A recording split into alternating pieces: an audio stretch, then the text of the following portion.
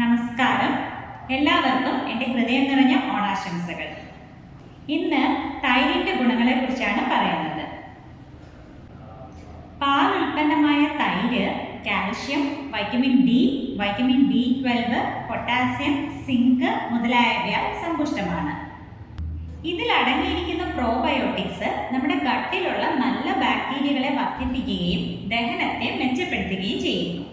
വയറിളക്കമുള്ളപ്പോൾ തൈര് കഴിക്കുന്നത് ഗുണപ്രദമാണ്. ഇതിൻ്റെ കാൽഷ്യം കണ്ടന്റ് എല്ലുകളെ മെച്ചപ്പെടുത്തുന്നു.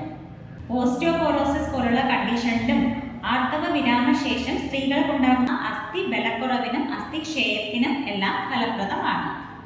ഇതിൻ്റെ antioxidant, anti inflammatory property ചർമ്മത്തിൻ്റെ ആരോഗ്യത്തെ നിലനിർത്തുന്നു. ചർമ്മത്തിൻ്റെ ഈർപ്പം നിലനിർത്തി ഡ്രൈനസ് ഇല്ലാതാക്കുന്നു. അമിതവണ്ണം, skin disorders, bleeding disorder, inflammation, കഫജമായിട്ടുള്ള രോഗങ്ങളുള്ളവർ ഇവരൊക്കെയും തൈര് ഒഴിവാക്കേണ്ടതാണ്. തൈര് രാത്രി കഴിക്കാനും പാടുള്ളതല്ല.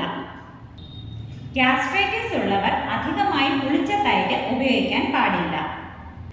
വളരെയധികം ഹെൽത്ത് ബെനിഫിറ്റ്സ് ഉണ്ടെങ്കിലും അധികമായ ക്വാണ്ടിറ്റിയിൽ തൈര് ഡെയിലി കഴിക്കാൻ പാടുള്ളതല്ല. അധികമായ ക്വാണ്ടിറ്റിയിൽ കഴിക്കുകയാണെങ്കിൽ സ്കിൻ ഡിസീസും ബ്ലീഡിംഗ് ഡിസോർഡേഴ്സും ഒക്കെ കൂടുന്നതായി കാണുന്നു. ഞാൻ ഡോക്ടർ ശ്രീലക്ഷ്മി DS. വീഡിയോ ഇഷ്ടമായാൽ മറ്റുള്ളവരുടെ അറിവിലേക്കായി ഷെയർ ചെയ്യുക. വീണ്ടും മറ്റൊരു വീഡിയോയുമായി കാണാം.